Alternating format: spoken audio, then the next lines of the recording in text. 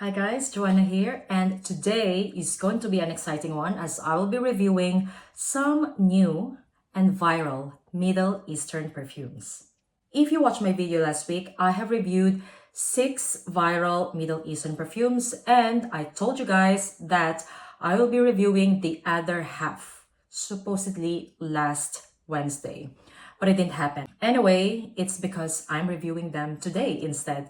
Now I ended up with 8 fragrances because aside from big bottles, I also received some sample sizes, which I think might be interesting to you guys. So I will include them in today's video. And lastly, I asked you guys if you would like to have a longer and more in-depth video or a short and more concise type of video, and most of you answered that you actually enjoy long and in-depth reviews. So that's what we're gonna do today, okay? We'll try to be as in-depth as I can, and yeah, I think I have to start, right? Because this video might be too long. By the way, if you're new here, my name is Joanna and I do reviews and recommendations of affordable and luxury fragrances in my channel. Now, if that sounds appealing to you, then please do keep watching and consider subscribing. All right, now I'm gonna start off with 2 fragrances that I received as part of PR from Dubai collection. And these 2 perfumes, I've been testing them for a while now. Let's say almost like a month. If you watch my channel, you're already aware that I review perfumes for Dubai collection's website.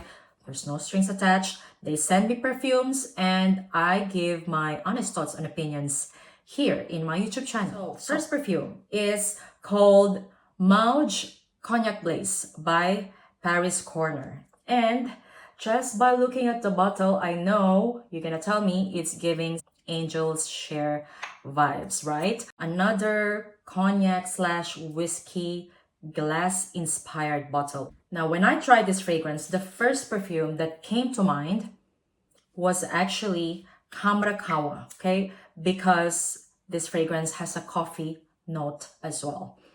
However, of course, as it dries down and as I compare them side by side, they are 2 different perfumes. So having said that, it is not redundant to own both. However, they have the same vibes, with Mawj being less sweet and more balanced, I must say. Even though this is also sweet, it's not as praline-y sweet like Cambra and Kawa. Mawj has sweetness, however, the sweetness is coming more from the tonka bean, musk, and sweet vanilla that are in here. The biggest twist of Mawj is that it has that orange touch and greenness coming from the Davana. So imagine like a more herbally and orangey kind of Cambra. So it's less sweet as well. On top of that, this also has that prominent coffee the entire time. I don't find this sweet at all. I don't have anything like this in my collection. I feel like they stepped up with how they put the greenness and that mandarin over here. That stayed as well the entire wear. It is also woody. So imagine a fruit punch poured in a wooden glass while inhaling a cup of coffee on the side. Yeah, that is basically the scent of Mawj to me. I find this artistic because I don't have anything like this in my collection, and I love the fact that they experimented the coffee, orange, mere Davana in this fragrance. I've tried this overnight, and when I woke up, the perfume was still going strong on my skin. By the way, all of the perfumes that I'm gonna mention today have been tested for at least 1 full day, some even more, let's say 3 or 4 times, except the last 2 perfumes, okay? So anyway, going back to Mawj, it is a very interesting perfume. Longevity and projection are amazing. This smells like a good fall perfume. I find it unisex as well. And since I find this fragrance very unique, I'm gonna give this fragrance a 9 out of 10. All right, next fragrance is called Muse, and this is from French Avenue. And what can I say? This fragrance is very, very feminine. I must say that the vibe of the bottle is definitely the vibe of the fragrance as well. Muse to me is a very feminine fragrance. Like if I can describe Muse in one word, it will be feminine. That's how feminine it is.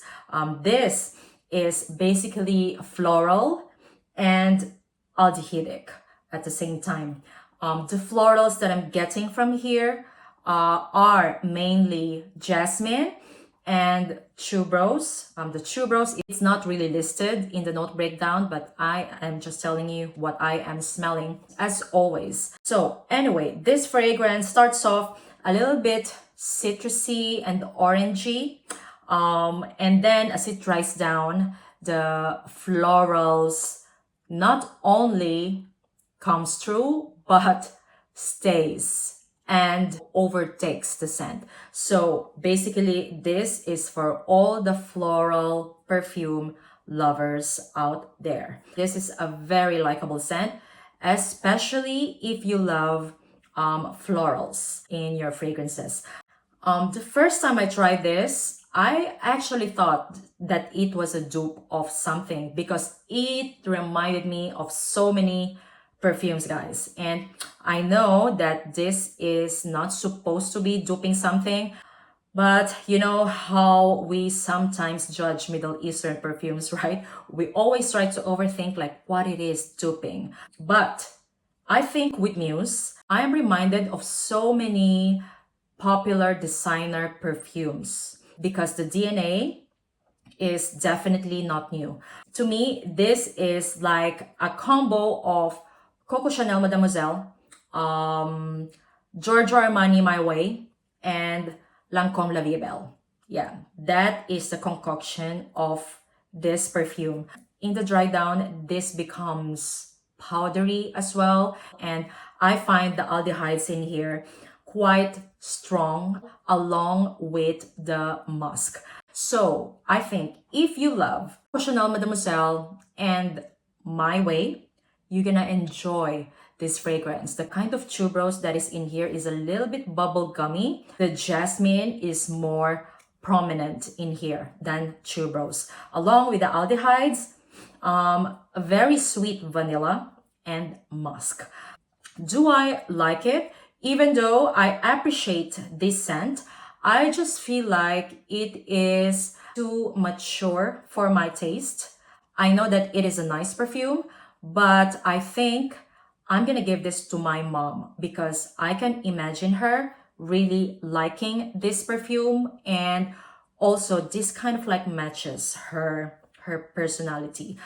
There's something about this fragrance that smells very classic. I think it's because of the aldehydes and the white florals that are in here. So even though this is not my vibe, I'm gonna give this fragrance an 8 out of 10 because I appreciate how it is done.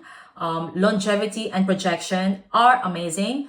This one, I must say, it lasts more than 8 hours and it projects almost like Beasley, guys. So yeah, I recommend this if you love white florals, aldehydes, classic kind of scent. Yeah, I think you're gonna love this one. So that is Muse from French Avenue. All right, so now I'm gonna talk about the fragrances that I bought myself. First up is Liquid Brun by French Avenue. If you follow me in Instagram, I kind of let you guys know already my feelings about this fragrance because this over here is breaking the internet. I just have my own personal thoughts about it. Okay, first of all, I'm not the biggest fan of Parfums de Marly's Altair, okay? And if you still don't know, this is a dupe of Altair. And even though it is a very good dupe of Altair, that I will agree, I don't really like this fragrance. I know that a lot of you enjoy this perfume, but yeah, just hear me out. This on paper smells amazing.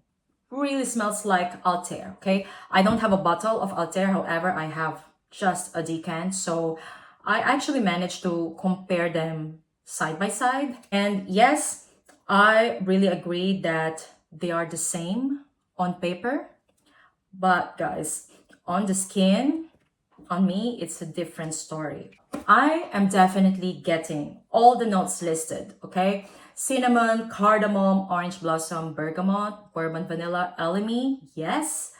Praline, not too much.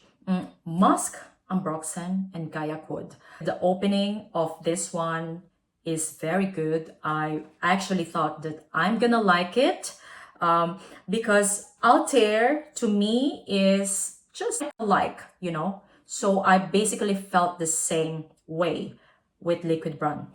However, as this fragrance dries down, I feel like the ambroxan and musk are too much, that it is cloying to me to the point that it is really hurting my nostrils. I feel like the ambroxan and musk in here made this fragrance like a beast mode, because Liquid Brun projects, and I think it is mainly because of the ambroxan in here. I just feel like the ambroxan and musk here are too much.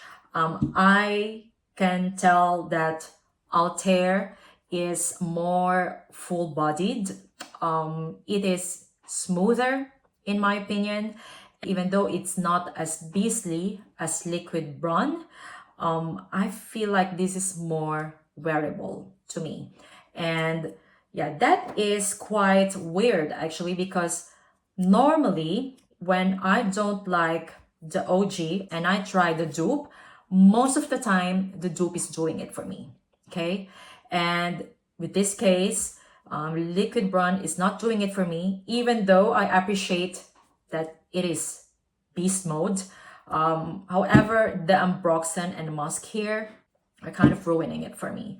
Also guys, as my husband wore this fragrance twice because I couldn't make up my mind, okay?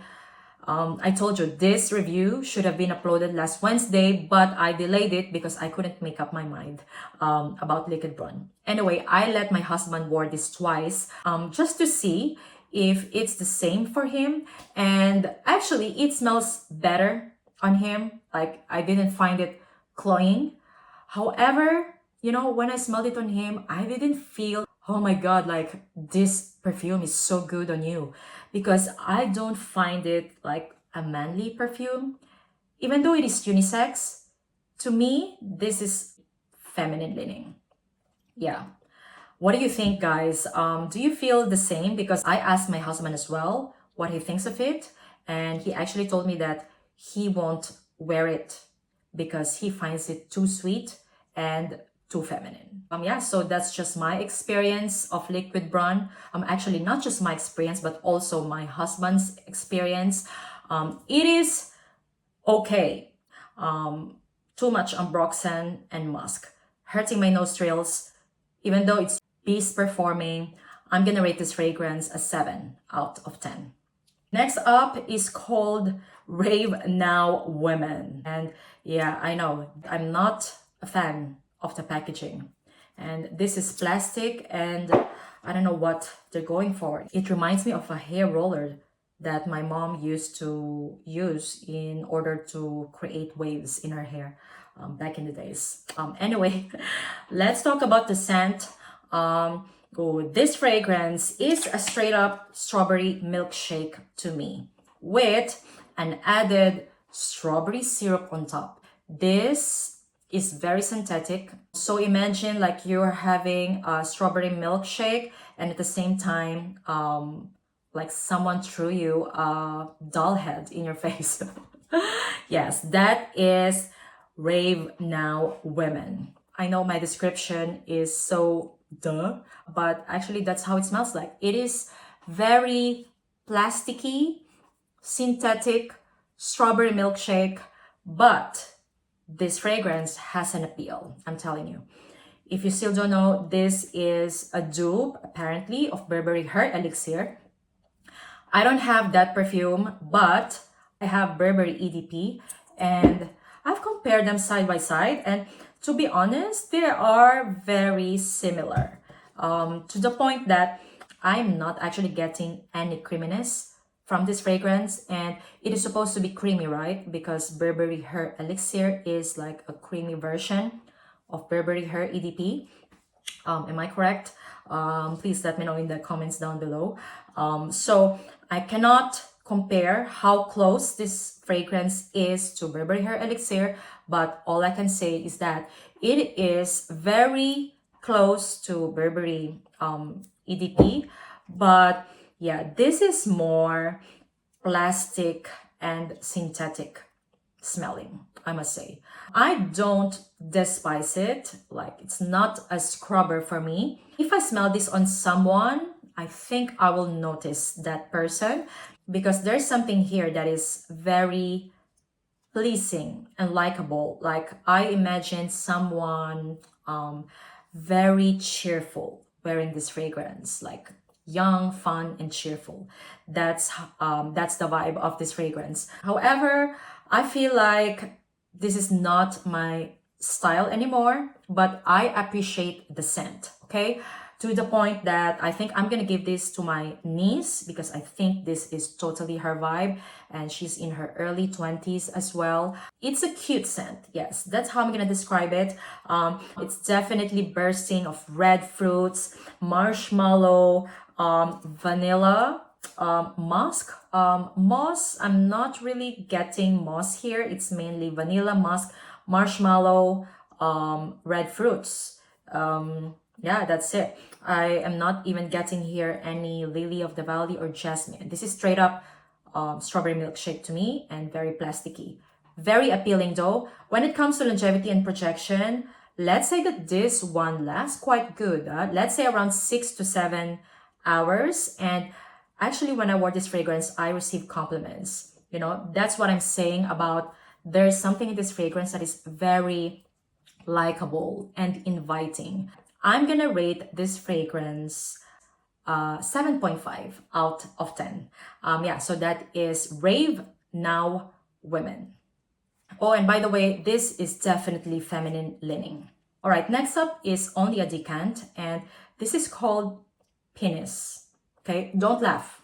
I checked Google, okay, and this is pronounced as Pinnace by Fragrance World.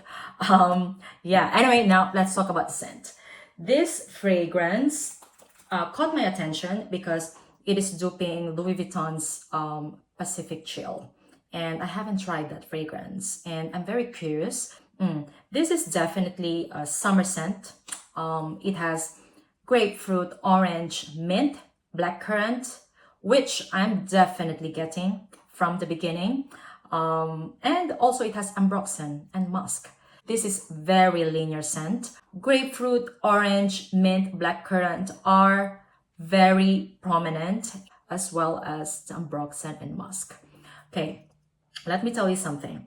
I really enjoyed this fragrance. It really gave me like good vibes during hot and summer days. I used this fragrance quite a lot. Actually, in August, I was enjoying this kind of scent because it was so hot in here. However, I noticed something during the final dry down of this fragrance, especially when it's mixed with sweat. I think I am kind of concluding that if a fragrance is heavy in ambroxan and that specific musk that they use in the Middle East, not sure if it's a musk that they use in the Middle East, or it's a specific kind of musk that I get from mainly very affordable fragrances.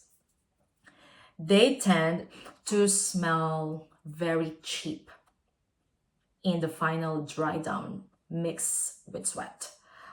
So even though the opening and midwear of this fragrance is great because of the mint and grapefruit, the final dry down is a letdown for me. Because guys, I'm telling you, after sweating, I really felt like scrubbing off this fragrance. It just turned so bad on my skin mixed with sweat. So yeah, bummer, right?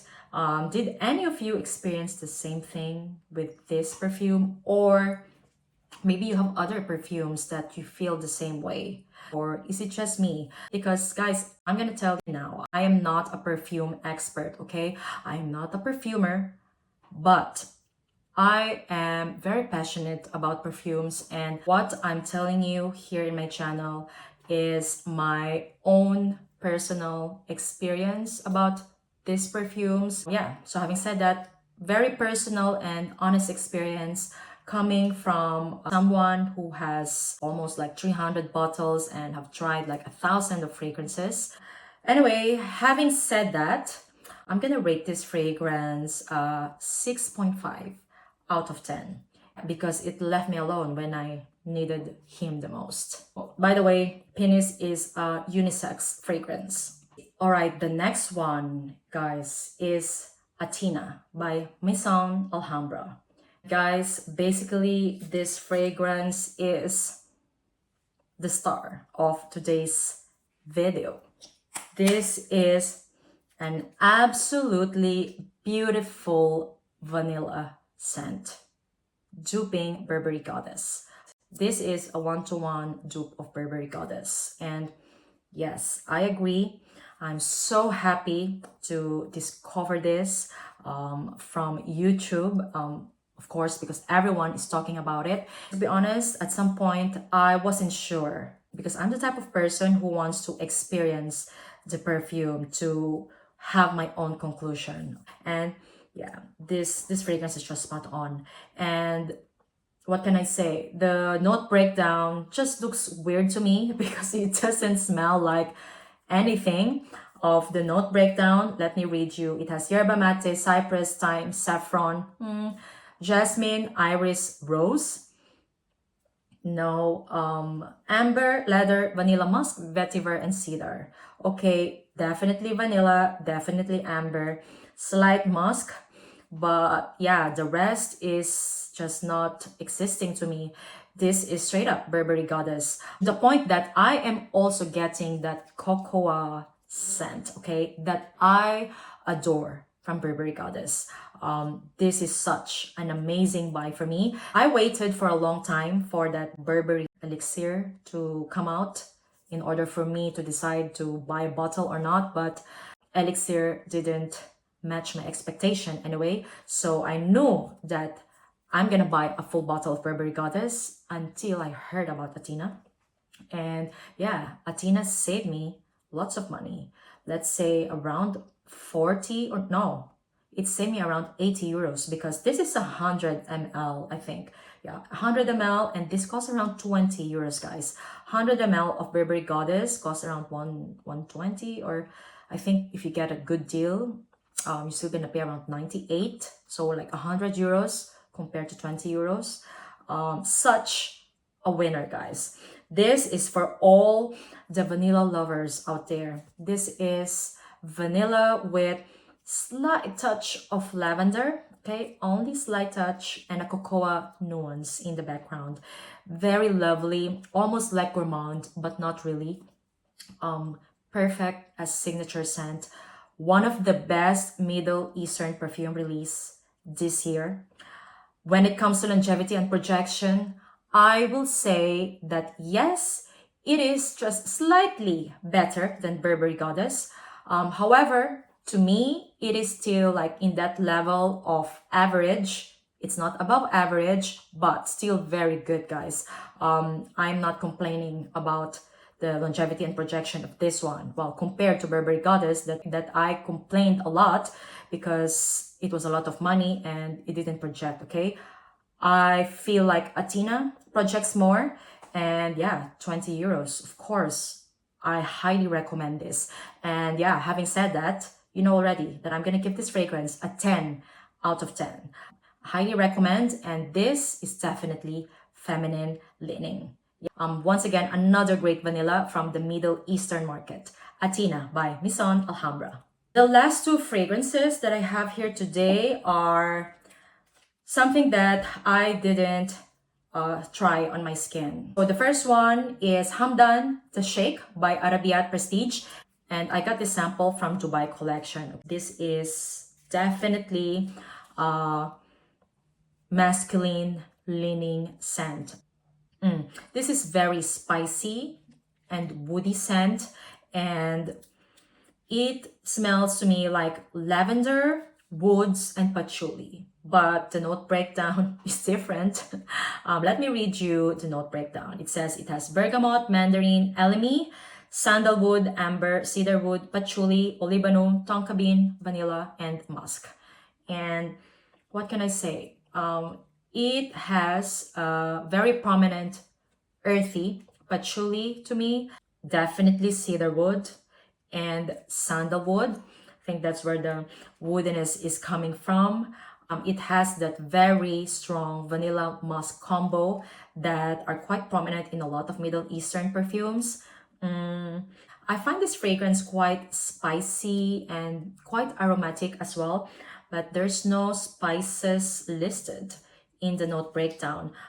It's not doing it for me, mainly because it is masculine leaning. And also, I feel like it is not an original scent. Like, we've smelled this DNA several times, and I don't like the vanilla musk combo in here. It is that specific vanilla musk combo and spices that I don't like mostly in a lot of Middle Eastern perfumes. So yeah, longevity and projection, I don't know because I didn't try it for a full day wear test. But yeah, I think if you love spicy, woody, and earthy patchouli kind of scents, you might enjoy this. I'm gonna rate this fragrance a 7 out of 10.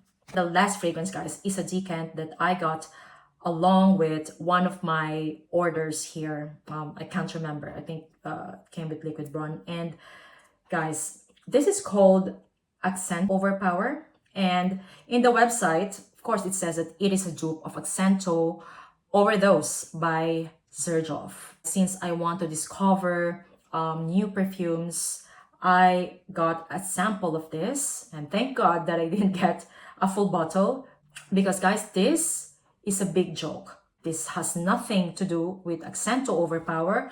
And even if I have to review the scent of this fragrance, it is still a big no. This to me smells very masculine leaning. They are giving the same vibes, okay? So it has that vanilla musk spices combo plus heavy aromatics in here and greenness. It's just so funny that they listed here rose, jasmine, because there's no flowers in here. Yes, it is very green, and it says here eucalyptus. I don't find any eucalyptus in here. Basically, they copied the notes of Accento Overdose because I love that fragrance and I really wanted to discover a dupe of that. But just to let you guys know, this is a fail, okay? This is a failed dupe of Accento Overdose. And even if I have to judge this fragrance on its own, it is also a big fail. This, to me, smells like a very green and aromatic, heavy musk and aldehydes scent that I don't want to smell like. It reminds me so much of a fragrance that I declutter. What's the name of that? I'm gonna post a picture in here. It's from Paris Corner. But anyway, yeah, I just don't like it. And I'm gonna rate this one a 4 out of 10. That is the video for today, guys. I hope that it is long and more in-depth enough for you, that you enjoyed watching. Let me know in the comments down below what you think of it. Don't forget to like and subscribe if you haven't already. And if you want to hear more of my Middle Eastern perfume reviews, I'm gonna link a playlist up in here so you can binge watch. Once again, thank you so much for watching and see you on my next one. Bye guys!